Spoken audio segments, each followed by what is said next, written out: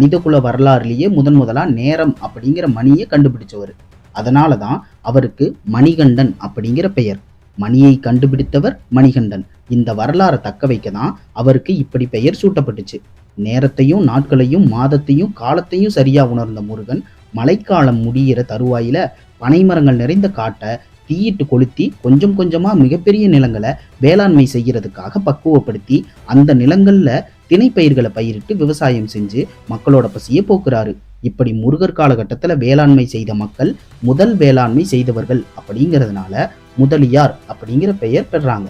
முதலியார் அப்படிங்கிறது முதலில் வேளாண்மை செய்த தமிழர்கள் அப்படிங்கிறதுக்கான பட்டம்.